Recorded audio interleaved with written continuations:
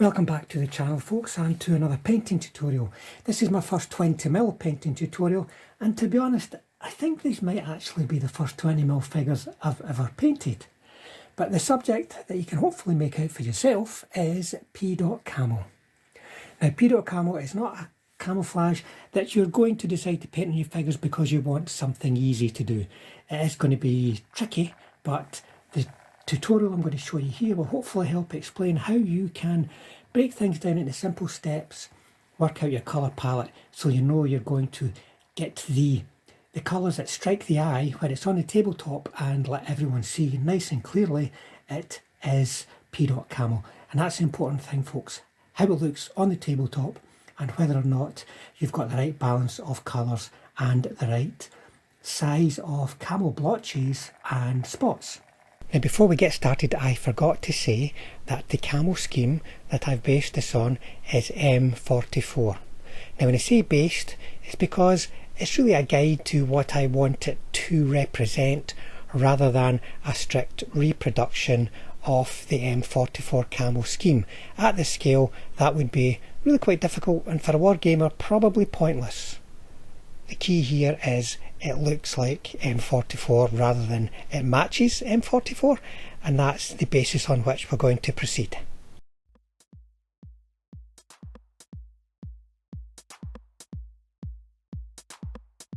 Let's get started then. But before I do, maybe I should say that the best example of Peadot Camo you're going to see in this video is actually the background. I really need to clean the paper that I've got covering my painting table. I've started with my usual shade coat of German Camo black brown painted all over the surface, and then the areas that are going to have the Peadot Camo on them, I'm going to start by giving them a coat of US Field Drab.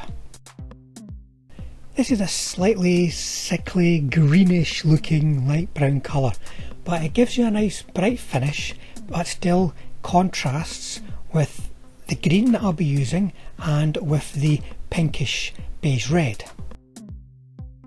To my eye, it's very important that you get contrast between all your various camo blotch colours. If they are too similar, then it just becomes one overall colour, especially on the tabletop, and then all you see are the dots that they subsequently apply. Here we're going to have all the camo colours standing out as well as the dots. Don't attempt to get all of the US Field Drab down in one coat. When you're painting the larger areas of the figure, you're going to want to use two coats, two thin coats for a nice even coverage that isn't going to have the paint on horribly thick and therefore destroying the detail that we have here. If you've seen my previous videos, you'll know that I leave the German Camo black brown as a shade, an internal shade and an external shade. By that I mean internally, folds and arms and such likes, cuffs, collars, and then externally it could be between the tunic and the trousers, between the neck of the tunic and the head of the figure. That way we're going to frame the painted miniature nicely, and when we will build up the highlights as well, give some nice good contrast to help really define the shape on the tabletop. When you're painting camo such as Peadot, you're going to really struggle to keep that internal shade around the tunic and the folds of the arms and the legs, so I'm not going to try and preserve that as I'm working here. I'll try and be as neat as I can, but we're going to be coming back to the internal shade as well as any tidy up on the external shade once all of the camo colours are down. Let's move on to the camo blotches now, and I'm going to start with German Camo dark green. It's important to remember that I've got another camo blotch to apply before I start adding my dots, so I have to consider the balance between all of the colours. The base colour of US Field Drab is the colour I want to dominate, and the dark green and, as you will see, beige red are to be the accent colours. So you can always fine tune what you're doing as you go along, but don't make these blotches too big. Likewise, don't make them so small that it's hard to keep them as defined blotches whilst placing little dots inside them. If they become too small, it just breaks up the blotch, and we want to try and keep that solid colour. When applying the blotches, it's important to keep the edges soft and rounded. You don't want any sharp, straight edges here. It's the whole nature of this camo is it's got soft, rounded edges, no sharp lines to draw the eye. Now to a very bright colour, beige red. It's quite pinkish as well, but that's actually quite realistic for the M44 camo. Because this is such a bright colour, we don't have to paint the blotches as large as we did with the dark green. So you can just make them a little bit smaller and be confident that they're still going to stand out strong and have a nice clear contribution to that mix of three main camo colours. Then I'm going to go back to the German camo dark green, and I'm going to fine tune things a little bit. Now by that I mean where the blotch is maybe just a bit too lumpy and not got enough rounded elements, I'm going to add that. And I'm especially going to do that where the beige red meets the dark green. So I eat into the beige red a little bit, and that way we're going to start to really define the familiar rounded shape of all the camo blotches that we're looking for.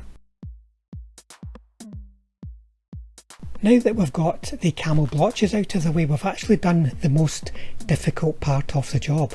But applying the dots is actually really quite straightforward and simple.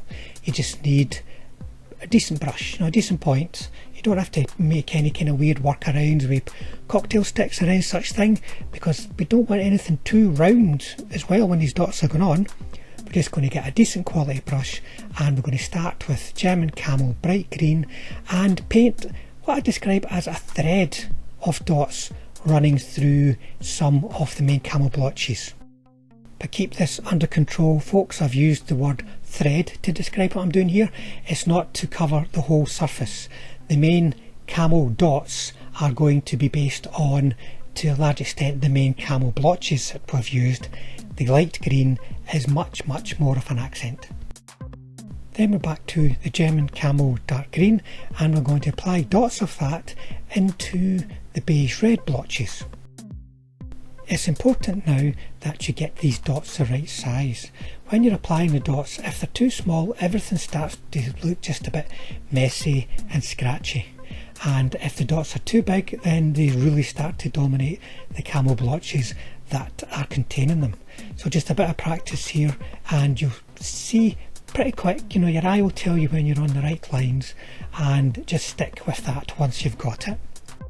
Now we repeat the process using the beige red into the dark green blotches.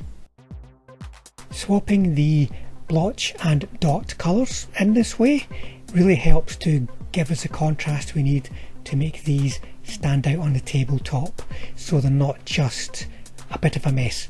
Camo is supposed to be a mess, it's supposed to disrupt shape, but we want to paint it in such a way that we're going to see all the elements you'd expect in camo but still keep the shape.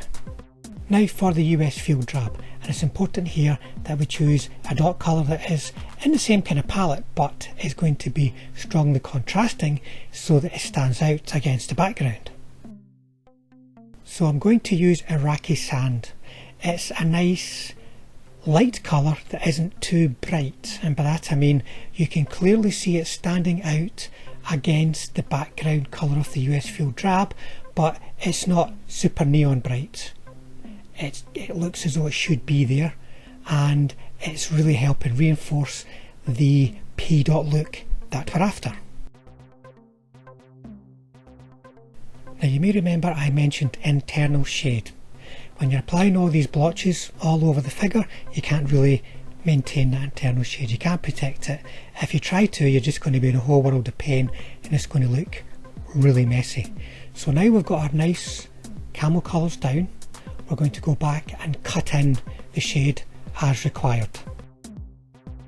Using a fine brush and German camo black brown, I'm going to pick out collars, cuffs, hems, pockets and folds in the arms, the legs and other areas where they're visible. The helmet cover has quite a lot of detail. There's lots of patches of cloth that cover that, so it's worthwhile picking that out here with some very fine lines just to give it the shape that we would expect to be able to see there. Make sure you're keeping these shade lines nice and thin. You don't want it to dominate the background colour of the camo that we've just painted. It's really just to give it a little bit of shape and help that stand out, particularly on the tabletop. Now it's worthwhile talking about field grey too. You may not have seen me paint that before, and with these figures there's always going to be an element of field grey, even if it's just exposed cuffs coming out under the tunic, or the collars of the field grey tunics showing over the camo tunics. But also it's a good mix to have some of the figures with just standard field grey trousers. My go-to field grey colour is Panzerace's Dark Mud. I layer that up, leaving the German camo black brown in the folds, the internal shade and also the external shade, so there is a defining line between the Dark Mud and the camo areas that we've painted. You'll be wanting to get this down in 2 coats, so don't try and do it all in 1 coat. And when I'm mapping out, so to speak, the shade colour that's going to be left behind, it's the 2nd coat that will really define how much shade has been left there. You do not want to leave too much. It's there to define shape, not to dominate the finished look. And as a highlight colour, I'm going to use green grey. It's another one of those great colours that is lighter but not brighter, and can be used to highlight so many different kinds of greens. So I'll be highlighting the collars, cuffs and hems on the tunics that's visible, and then spending a bit of time on the trousers to catch all those highlights that we're going to see on the folds, and it's really going to contrast with the shade that we've left in there. And as far as the uniform goes, whether camoed or not, that's us done, folks. It's really just all the detail now, all the little bits of equipment, but it's important that we get that right too in choice of colours and of contrast, so that it stands out against the background of the uniform and helps focus the eye and really just bring the whole figure into shape. So I'll show you a few short clips of how I do that. The bread bag and the gaiters are going to get a main coat of green grey, then a highlight of Splinter camo base. That's Panzerace's Splinter camo base. The boots are black with a little bit of a highlight of German grey, so that's a very soft highlight. We want to keep these looking dark. The metallic parts of the weapons we've also given a coat of black, but that's just going to be the shade colour. The main colour is going to be a bluish kind of grey here. It's going to be Luftwaffe uniform. You can just use German grey here if you're looking for a darker finish. Then for a highlight, just a little bit of London grey for a metallic glint. The webbing and the ammo pouches have also been given a coat of black, and then I'm applying a small, carefully controlled highlight of new wood. Give it a bit of a worn leather edge to the black leather surface. The wooden elements of the weapons are first of all going to get a shade coat of flat earth. Then I'm going to paint on a fairly solid layer of new wood. By that I mean it's not just going to be a little highlight line. The gas mask cans have been given a very solid coat of US dark green, followed by a very careful and thin highlight of green grey. Now the Faust and ammo cases, I have started by giving them a shade coat of US Field Drab, and then a main coat of Middlestone, and then I will highlight that with some German Camo Beige World War II. Now that's not every single area that I've painted, every single colour combination that I've used, but if you want to see the rest, then check out the notes in the description. And I think we'll leave it off there, folks, to stop the video from getting too long. I will be finishing off though with a slideshow of some pictures of the completed minis if you want to just stay tuned for that, coming up in just a second. So thanks for watching. I hope you found it interesting. 20mm subject is new to the channel. I may at some point be doing a 15mm Peadot camo guide, but we'll have to see about that, folks. I've got to investigate that a bit further. So thanks for watching. If you'd like to, and you've not done so already, hit the subscribe button, certainly hit the like button, and if you hit the bell button, that means we'll definitely see you all on the next one.